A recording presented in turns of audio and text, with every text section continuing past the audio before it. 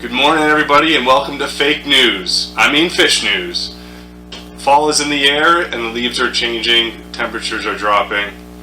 I can smell the cigarettes in the parking lot, the smell of chewing tobacco, and the sight of yellow rope pulling 3 steelhead through the parking lot. I mean yellow leaves. The leaves are changing yellow.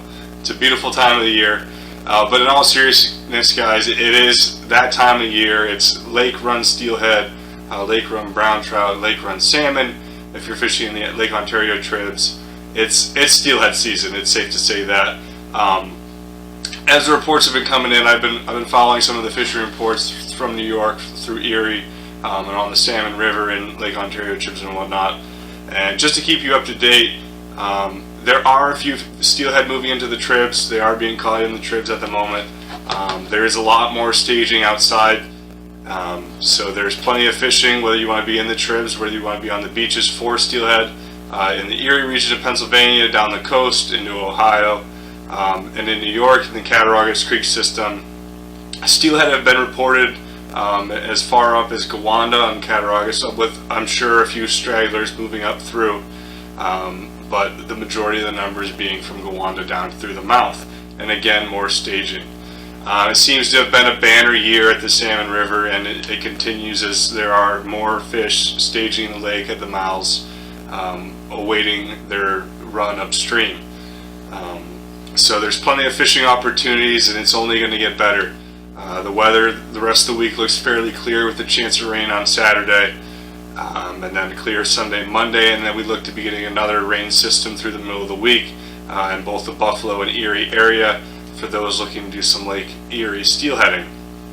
Now, if that's wrong, I'm not a weatherman, so please don't shoot me. But it seems to be that things are working out, and we should get some very good runs of steelhead very soon. If you're already not getting that early action, look forward to that in the coming weeks. For those still looking to do some inland trout action, I encourage you to look out for signs of spawning. I know personally I've already seen some signs of spawning, and what I mean by that is you look for reds, which for those of you that don't know, the substrate that brown trout and brook trout, because they're both spawning this time of year, is typically gravel. The most common mistake is to think that they spawn in sand. That's not the case. If they spawn in sand, their eggs would be smothered, and those eggs would die. So they dig out in gravel areas.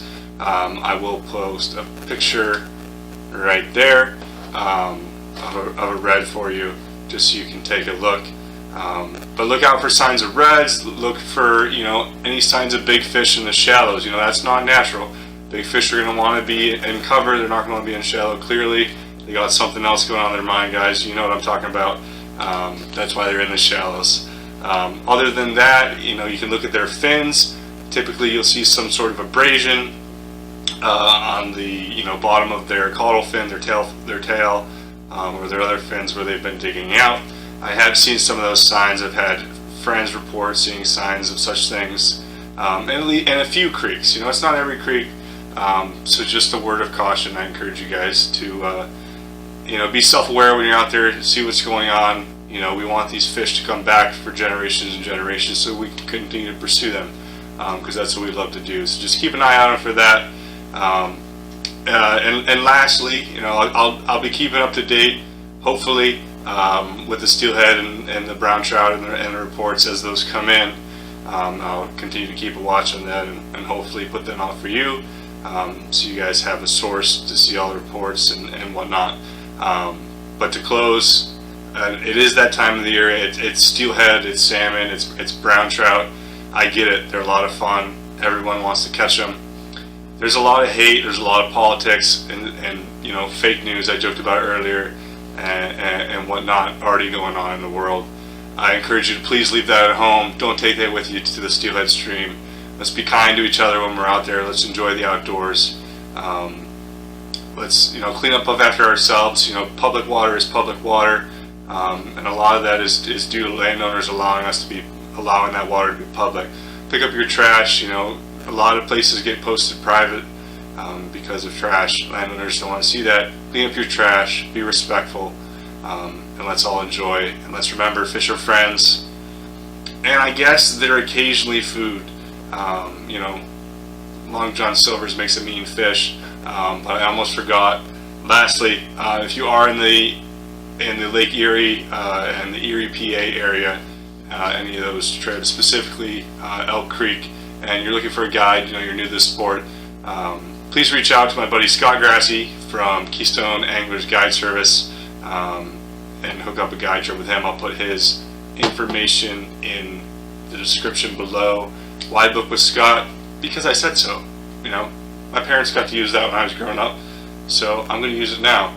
No, but really, Scott's a great dude, and a lot of his clients enjoy. I know he's booked for the month of October, but November and on, if you're looking for a Steelhead trip, please book with Scott. You won't disappoint. But like I said, fish are friends, and occasionally food. So we'll see you next time, guys.